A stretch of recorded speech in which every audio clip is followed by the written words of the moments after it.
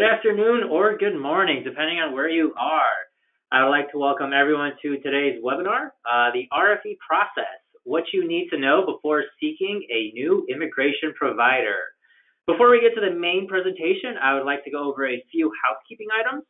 This webinar is being recorded, and we will send you a link to download that recording after today's live session. And we also encourage you to ask any questions you may have throughout the presentation. And if you would like to do so, please use the question function that you see on the right-hand side of your screen.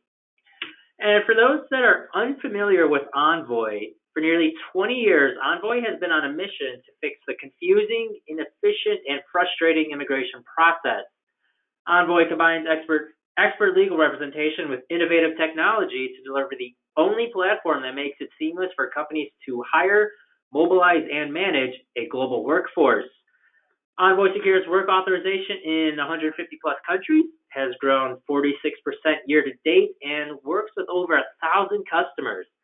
We are particularly proud of our NPS score, which is a testament to the employee experience that we provide.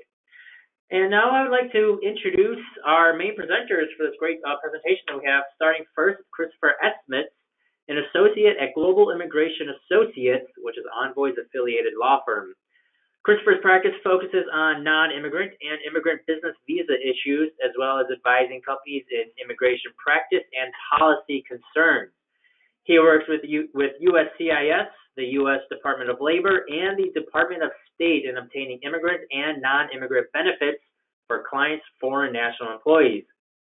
Christopher graduated from Indiana University's Maurer School of Law in 2013. And prior to law school, he received a bachelor's degree in psychology from the University of Illinois in 2010. Christopher is licensed to practice in the state of Illinois. And I would like to also welcome Allison Krantz, Envoy's Immigration Solutions Partner. Her experience includes handling all aspects of corporate and employment-based immigration law and creating strategy to address the visa, work, and permanent immigration goals of her clients. Allison developed and executed global immigration policies for Fortune 500 companies and has counseled multinational corporations on the movement of personnel across the globe. Her immigration law practice emphasized the representation of immigration technology, national security, financial, and healthcare fields, in addition to institutions of higher education. Allison and Chris, welcome to today's webinar. I'm so excited to have you. Thanks, Eric. Great to be here. Great to be here. Awesome. And now just quickly looking at the agenda, we have 5 main areas of discussion, starting with a primer on RFPs and then ending with structuring the RFP. And again, if you'd like to ask a question, I encourage you to do so throughout the presentation. And with that, I will hand it off to our presenters. All right. All right. So starting out, we're going to cover a little bit the different types of RF processes as well as the differences between the different types. Yeah, so, we're talking about RFPs today, right? But I wanted to give you some alternatives to the RFP process to consider, okay? And just so we're all on the same page, RFP, that stands for Request for Proposal. This is when your company makes a request of possible vendors to submit a proposal for immigration services. Okay, so generally the RFP, the Request for Proposal, they're used when a company has already have an understanding of what you're looking for, but you're seeking clarification on strengths and weaknesses of potential vendors in a number of different categories, okay? And that's really what we're going to focus on today. But there's also the RFI and the RFQ. And from my experience working in the immigration space, we see some RFPs, but not so many RFIs and not so many RFQs. And so I wanted to do a little bit of a promotion for the RFI and the RFQ because I think they're really helpful. And I think often companies are very quick to jump to an RFP when really all they need is an RFI or an RFQ. So that's something for you all to consider today. Now, an RFI is a request for information. Okay. Sometimes these are used in the initial phase of choosing a service provider. Sometimes an RFI is issued even before an RFP, but often RFIs are just issued alone and no RFP will follow. So when would you use an RFI over an RFP? A request for proposal is generally all-encompassing. Okay, you're going to evaluate lots of different criteria, lots of different factors and categories, and you're really requesting a full proposal from that service provider. However, is that efficient for your company? Do you really need all that information to make a decision? Maybe you just need to know about the experience of the service provider. Maybe you just want to know more about how services are going to be delivered. Maybe the onboarding process or the employee experience is really important to you. Maybe you just want to evaluate some of those factors. And so it might be much more efficient and a better way for your particular company to just go and work on with an RFI. Another possibility is an RFQ, okay, and RFQ stands for Request for Quote. They're used when a company is comparing vendors based on a limited amount of factors, most often price and scope and services. A company will use these when they already have a formal list of potential vendors that they're considering, and they really want to know dimes and nickels, what is this going to cost me and what am I going to get for my money? If that's the most important thing to you, you're already comfortable with the services being provided by the different vendors, their reputations, their experience, their technology, maybe you just need an RFQ. My pro tip to you when using the RFI or the RFQ, go ahead and I recommend letting the potential vendors know that the RFI or the RFQ might be issued with an RFP later on following, or perhaps they might just be issued alone. And you really don't have to make up your mind right when you're issuing that. You can just let the vendors know there may not be an RFP round, so they should answer the questions fully. A mistake I've seen done in my past lives is that when a vendor sees an RFI or an RFQ, they assume that later on an RFP might follow, as if they're gaining to be a finalist for this RFP round. And that's not necessary. It's not unprofessional not to go through all these different phases. An RFI or RFQ can really be the faster, smarter way to go sometimes. So that's something that you should keep in mind. What do you really need? All three, maybe just one, maybe none of the above. Can a phone call, a demonstration of technology, or a trial of casework provide you enough information to make your decisions? Maybe. And if that's the case, why not do it the more efficient way? Whatever works for your company is the best way to do that. There isn't necessarily one right way. All right, so the next thing is what companies should and should not consider an RFP. So what we'll first cover is what companies should not consider an RFP when changing service providers. Great. And really, I think that RFPs were the standard for some time for certain types of companies, but more and more we're seeing companies get away from that as the process for some is really considered not so efficient. So what companies should not consider? Well, if you intend to choose a vendor exclusively on one factor, such as price point, why create the full RFP, right? Rather than that, go through, ask your question, ask your detailed question. You can submit that formally in writing to a number of vendors. Or, you can even go and have some phone calls, do it in email, get the information that you need. Companies that have zero or little familiarity with immigration services. If you're not really familiar with the immigration space yet, you're probably not ready to do an RFP. What I suspect will happen if your questions are not specific and they're general in nature, there's a lot of good immigration service providers out there. I happen to think that I work for one of the best. But if you ask general questions, you're going to get responses to the questions, but all of the answers are going to be pretty similar, and that's not going to be helpful to you. So the more you can get to know about these vendors and the companies beforehand, the greater success you're going to have with whatever questions you're asking later on, getting the information you need to make this decision.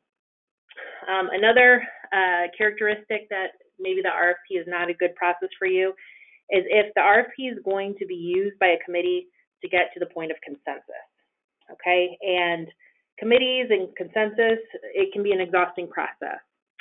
If your RFP is being used to inform a committee, chances are there's some people on that committee who don't regularly work in the immigration space on a daily basis and aren't all that familiar with the pains that some of you on this call might be feeling on a daily basis.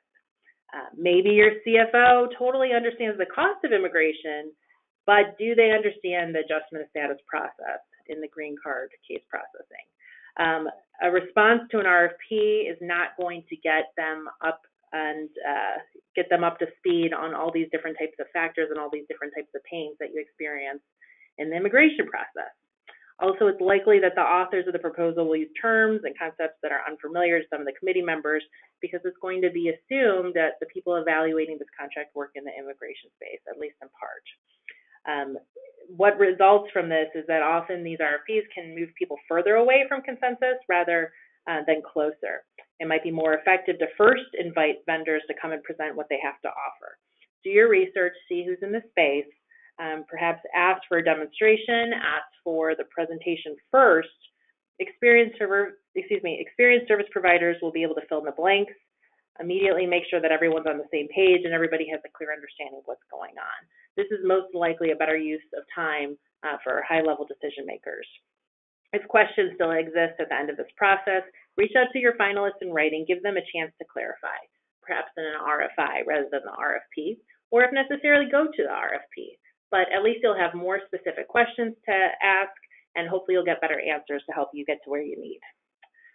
Finally, if you're concerned about the ability or competence of your of your providers, it sounds like you're going to be changing quickly. And when we're making a decision quickly, we need to keep in mind a couple time constraints, such as H-1B cap season. Just like the tax space has the tax season, their busiest season, immigration has H-1B cap season.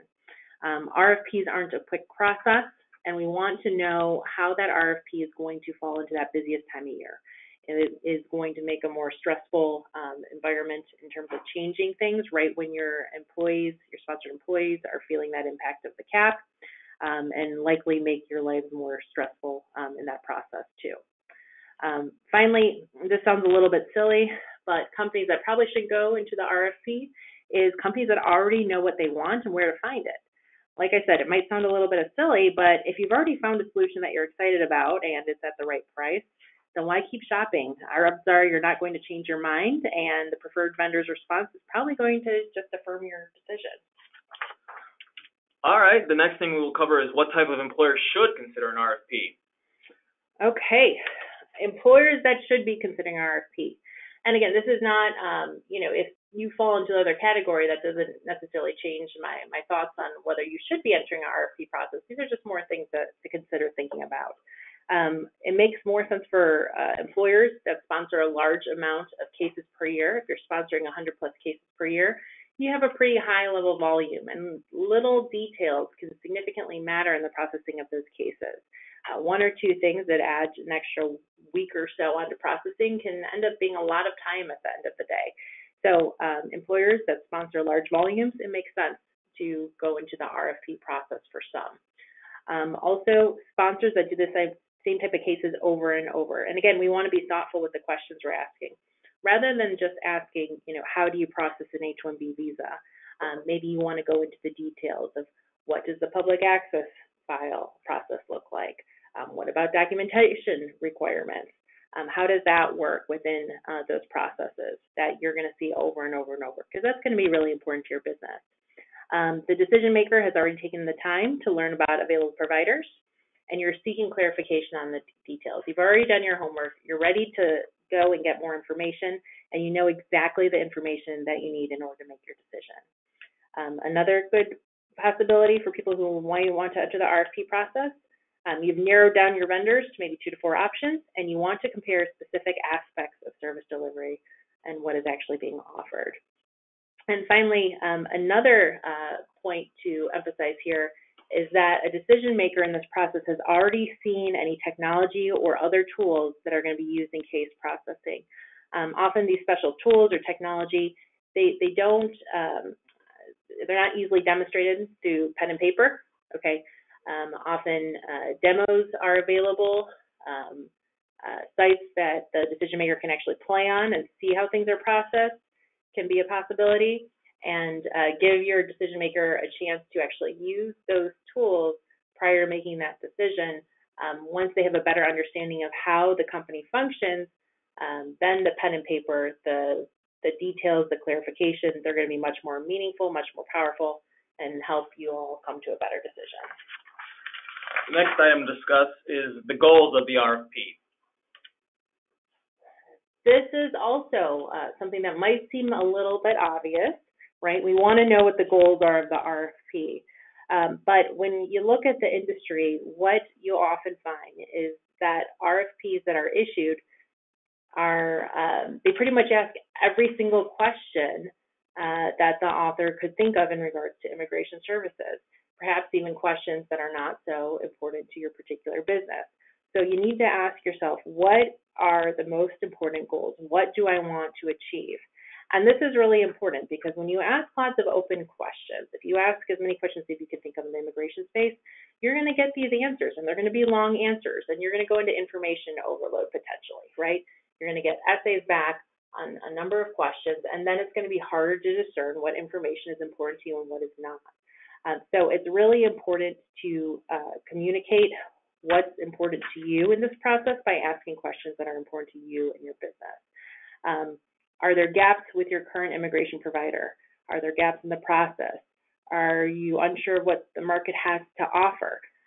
Explain those things when you're writing the RFP, and then your providers, your potential providers, will give you better answers. It's also really important to make sure you're setting expectations appropriately for decision makers in the process. If you are not one of the people who will be making this decision, they need to understand the pains you feel on a daily basis so they can understand what solutions are appropriate and make most sense. I've worked with a number of people where they've shared that they had some frustrations in this process because the person who's making the decision isn't the one who's actually working with the sponsored foreign nationals on a daily basis, and they have a hard time of understanding what it's like to be that person or what it's like to process these cases. So it's important that that information is shared so solutions can be found. All right, so the next thing we're going to cover is the Rfp timeline, and we'll go through some of the standard steps that come along with that. So the RFP will first be issued, then there will be vendor questions, and then there will be a period where those questions are answered. There will then be a proposal due date. Then there will be an internal review of those responses, and then the final step will be that the contract is awarded or a finalist is invited to present. And these are some of the typical stages here. Sometimes there's some additional added stages. Sometimes there's a few less than this. If you're going into RFP, I would encourage you to at least include these initial steps here and really not go too far or less than this. The reason for this is that each of these things can be dated very specifically. Vendor questions, okay? When we're allowing vendors to ask questions about the RFP that is issued, I recommend that you give a due date for those questions, right? It's difficult to be getting questions last minute. It's difficult to maybe respond to those questions fully before your deadline. So if you give yourself a deadline a number of days before that final proposed due date, then you're not going to be in a position where you're having to scramble because somebody asked you a last minute question. Questions answered. Let the vendors know when you plan to answer these questions. And the reason why I recommend that is because you're dealing with immigration service providers and law firms who are in the process of processing lots of cases and have very tight calendars and schedules.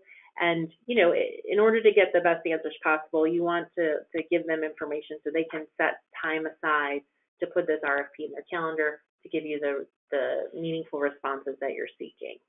Okay, proposal due date, of course, when you want proposals in by, and then let the vendors know when you plan on reviewing these responses, and then what's going to happen next. Is a contract going to be awarded? Are you going to make a decision? Are finalists going to be invited to present in person? What happens after that if people are invited to present in person? Is there going to be another period of evaluation? When is a decision going to be announced? Also, is there going to be a contract awarded, or are you just changing service providers without a contract? Is the contract of expectation? Those things are important to know. I'm also going to point out that in-person presentation can be an important step to see if you actually like working with the vendor. These presentations additionally allow you to ask some questions in a live setting, understand case flows, see technology demonstrations, and establish relationships with the people you'll be working on a day-to-day basis. Sometimes these presentations are done at the end of the cycle, which is why we've put that on the timeline here. But sometimes they're done sooner. If you've gone and figured out a few people that you're interested in working with, perhaps you do that presentation before you issue the RFP, before you go through all these questions. So you really have a good understanding of what these different companies have to offer. And then the RFP is really focused on the details and clarifying the information that you need. All right, the next thing we're going to cover is structuring the RFP. So immigration services are a lot different from other services. So really, when you're structuring the RFP, it's helpful to look into, kind of divide it up into specific buckets, and that can lead to a much more successful process. Some subject areas you might want to consider are things like cost, legal expertise, technology, the employee experience, the structure of the service delivery. So, for example, for legal expertise, you want to look at what's the collective experience of the immigration service provider. So, for example, Global Immigration Associates, we're a very high volume firm, so there's not going to be a lot of situations that we haven't come across before, and we can use our expertise to solve any issues that do come up. Another thing that can come up with legal expertise is, can the company support both inbound and outbound efforts? Just to make sure you can, be covered on both parts of that. And then finally, you also want to identify companies that can grow with you as your company continues to expand. As far as the structure of the service delivery, you really want to ask for details as far as what will the case process look like when it comes to timeline and communication. Is there open access to communications for the employees and the employers? And that tends to be very important to foreign national employees as well. They like having that direct communication line with the attorneys that are working on their cases. As far as cadence of service delivery, you want to ask as far as how often will the immigration vendor reach out? How often will you be provided updates and things like that?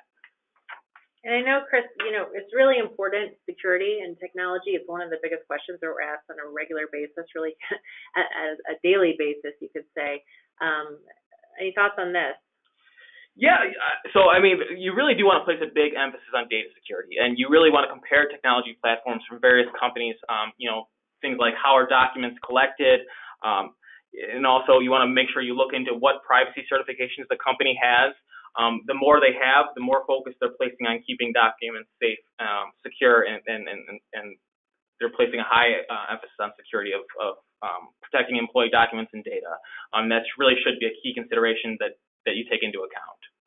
Absolutely. You never want your social security numbers of your employees to end up in the wrong hands, that's for sure. Yeah, so I kind of mentioned this before. Another thing some companies do overlook this is considering the employee experience. How does the service provider communicate with the sponsored employee? Does the HR have insight into the communications with the employees? And how are immigration-related documents provided to the attorneys? So here there is that secure platform where all the documents are uploaded to, as well as the HR having access, to all the communication between the attorneys and the employees. And also, like I was saying before, the employees do have that direct line of communication with the legal team. Kind of a tip here is the employee experience. When you're looking at the immigration service providers, it helps you bring in and retain better employees. If an employee isn't happy with the service that's being provided, they'll certainly voice that displeasure with the service. Mm-hmm. Most likely to your office every day, I'm sure. The people on the call have all heard that before. So another really important point. Also, we've dived into technology and we've talked about these different ways to streamline services and communication and security. But it's really not enough to just ask about, do you offer technology, or what, do you have an online platform, or do you use an online cloud service for document storage? That's not really quite enough. Nowadays, it's kind of like asking, do you have a computer, right? Not all computers are the same. Do you have a phone? Well, landline, cell phone, international service, what are we talking about here? Can you go ahead and, are we talking about text messages, Facebook communication, on and on and on, okay? And so the devils are in the detail. Not all technology is the same. So when you're structuring your RFP, ask about features such as online storage, on-demand real-time updates, automated tracking, ask for screenshots, or even better, ask for the demonstration. Can you try out the technology before you commit? Okay, is there kind of a dummy site that you can go into and play with before you make your decision? Is the technology complicated? Is it actually usable? Okay, because if your employees are not going to use it, then it's not helpful. It's not going to make your job easier. It's going to make things probably more difficult. So is the technology usable? Is it comfortable? Is this something that people will actually use and engage with? Do the vendors actually evaluate their technology? Okay, are they investing in their technology? What is the user experience like? Is there room for improvement here? Can they provide you with information such as feedback from the users? Do they use any type of objective rating system to rank their technology? Do they have case studies available that they can tell you how other employees and other employers and other companies have used this technology? What have they been successful with? What challenges have they had? And what can you learn from that? Are there any companies that are facing the same type of challenge as you that have had a lot of success with these types of situations? So that's something else to consider there. Also, if you're unsure of what to ask in the RFP, we're putting some examples here for you, some sample questions that you can ask. When we're talking about, providing a full list of range of services, right, that's a pretty broad question, okay? We want to actually have a detailed description of what is included in each case type and each case step. Okay, what are you actually paying for with that H-1B visa service fee? Okay, what about public access files? Who's responsible for the creation, the assembly, the storage? What are the costs of these additional items? Okay, is there cost for storage of the public access files if they're being stored digitally? And is that additional cost something that your company finds acceptable? Think more about compliance, okay? It's not just public access files. There's also perm recruitment material during the perm process of the green card when recruitment is going on. So the EB2 and EB3 cases, those materials, that perm recruitment materials have to be stored for a period of time. Who's responsible for creating that, for maintaining that? These are the types of things you want to consider. These are the types of things where it's important to ask if there's additional charges for these specific questions. You want to try to get more bang for your buck, of course. How about SLAs? What does evaluation look like? How will you evaluate whether the relationship is successful? What is your vendor's plan for this? Do they have a plan? Have they already implemented that plan with other customers? Is it successful? Have there been tweaks? What are those tweaks? And what does that say for what you can expect for the service that your company is going to receive? Also, some additional pro tips here. We're going to be wrapping up, and I do see a couple questions have come in, but let me just mention a couple of other things that I think might be helpful to the individuals on the call today. If you think you already know the answer to a question, here's a suggestion. Rather than asking the open-ended question, you can, but rather ask for a confirmation. So again, we'll go back to what services do you provide versus please confirm that you're able to provide EB1 green card services, right? That's a yes or no answer versus getting a big long list of different things that you may or may not need. This is especially helpful if your company is primarily doing H-1B visas and L visas and green cards. Ask about that rather than getting large amounts of information back that aren't necessarily helpful to your company. Because whatever you ask, you're going to get a response. Make sure your evaluation process is easier. You want to work smarter, not work harder. Similarly, tell the service providers exactly what you want and exactly what you expect, and ask for confirmation that the services can be done. Avoid accidentally soliciting short essay responses and get back the helpful information that you want. Tell providers how important certain areas of evaluation are to you also. So if technology is going to be weighted more heavily in your decision, communicate this. If it's security, communicate this. If it's legal expertise, communicate this. Because the way the proposal this way the proposal offers will send you more information that's relevant to you and that you're interested in, and focus on those areas and put more time and effort in those particular response areas. Also, just a note on format, okay? You might want to describe to the authors how you want the RFP responses to be formatted. Word documents, Excel sheets, there's some software available for RFP. I don't necessarily think that's necessary in issuing a successful RFP, but is available. Is there room for appendixes, exhibits, other types of flexibility in there?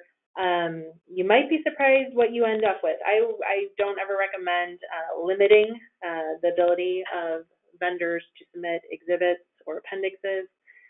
It isn't something that you necessarily have to look at, but you might be surprised what you end up with, and you might be very pleased with what you end up with. You don't want to limit the vendor's opportunity to put their best foot forward in this process, because of course you want to choose the company that is going to make the most sense to be a partner with you on a day-to-day basis.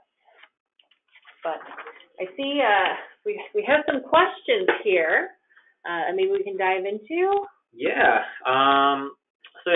If you do have a question, some have already started rolling in, but if you would like to ask a question to Allison or Chris, please do so using the question function that you see on your screen. All right, so just to get right into things, Allison, how long do vendors usually have to answer the RFP? So I would say there's not one specific answer here. There's a lot of variation. The shortest I've personally seen is 5 days. The longest I've seen personally is 6 months. I would be, my personal opinion on this is neither of those timeframes are exactly ideal. Keep in mind, when you limit the amount of time, you're dealing with lawyers who already have, appointments on their calendars. They might not be able to provide the fastest amount of turnover. Obviously, if they want your business, you're going to be a priority to them.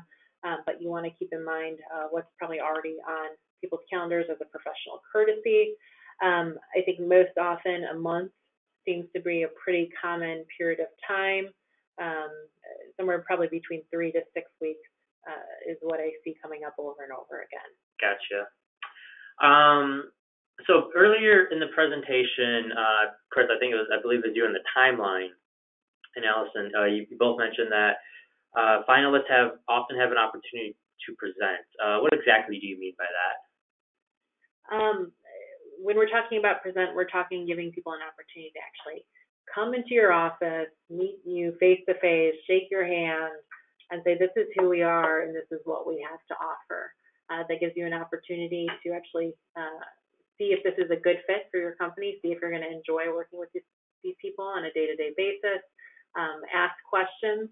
Hopefully get the answers that you're looking for, ask for clarification, and just really kick off that relationship in the right way. Okay. I'm sorry, Eric's pointing to a question here, but I can't actually see the screen from where I'm at. Let's see here. Let's see. Okay, is it advised to switch if we have been using the same vendor for 18 years? Well, I don't know. Because I'm not sure what other situations you're facing. Okay, a lot has changed in 18 years. A tremendous amount has changed in 18 years. I have been, when I was in the immigration space, from when I started my career, from where we are today, a tremendous amount has changed in the ways cases are processed, and the technology that is available. I think a lot of it is, are you comfortable with that, and are you willing to see what's new? I don't know. What are your thoughts, Chris? Yeah, so if there is a certain area you're unhappy with, it certainly doesn't hurt. It doesn't hurt to look around. Kind of like Allison said, there's always changes. So if you're not with, a provider that's, keeping up to date with all the changes, especially lately with this current administration, that can certainly be a reason to start searching around. I think also, I've also seen a lot of people that said, the immigration is working just fine. My immigration process is working just fine, but they haven't necessarily seen if there's something better. The joke around the office is that when I started here at Envoy, and left a traditional practice and left immigration practice to work here, because I was really blown away with what was going on here and what they were doing. It was something that I proposed at the firms I was at last, but was really told, we're working just fine. We don't need to make that type of investment. Business is great. Customers are happy. And seeing what they're doing at Envoy is the reason why I'm here and the reason why I made the decision to change from a traditional practice to where I am today. So sometimes it's interesting to see if the grass is really greener, and whether that's something you want to explore a little bit more. Gotcha. Great answer. Moving on. how do I send an RFP to vendors? Let's say they get to that. And then how do I notify those vendors that I am sending an RFP? There isn't, I mean, it's not so much of a formal or complicated process, really. It's literally calling an institution you're interested or curious about working with, asking to speak with somebody who would handle potential RFPs, if you were to issue one, and getting transferred to that individual and letting them know you're considering this and what's the best way to get them that RFP. Often after those individuals, those point of contacts are identified at certain companies, email is the most common way that RFPs are sent out. Really let the vendor do the work, let them figure out what their organization, let them get you to the right person. You shouldn't have to do more than make a phone call or send an email. If your business is important to them, they're going to quickly find the right person for you to talk to about that process. Gotcha. And so then when everything is said and done, and after the RFP process, and let's say a vendor or a company finds a vendor that they really like working with, on average, then how long are contracts when that point comes? That's another good question. Again, this varies significantly. Okay, and it varies so much so that a contract is not even necessary. Okay, so you are requesting a proposal, but that doesn't mean you have to sign a contract. So, for example, here at Envoy, we don't require any contracted period of time. You can come, you can use the services when you want to use the services, and hopefully you'll continue using those services. But if you don't and you want to change vendors, you can go ahead and change vendors. There's no problem with that. And the variation is significant. I've seen contracts.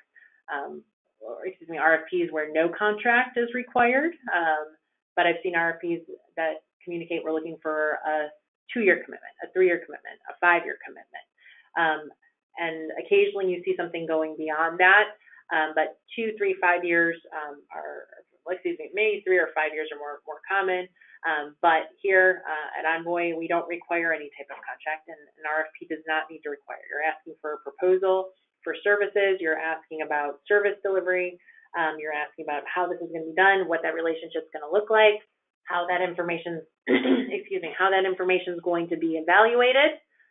Those are your main points of inquiry. A contract is not always necessary. Gotcha. And with that, we'll wrap things up. Great, a lot of great questions that came in today. Thank you for sending those in. And as a reminder, this presentation will be emailed out to everyone who is currently in attendance, and you'll be able to go back and listen to it. Lots of great details that Allison and Chris presented today. So thank you both for hopping on today's webinar. Thanks for joining, everyone. Thank you for joining. All right, thank you, everyone. Have a great rest of your day.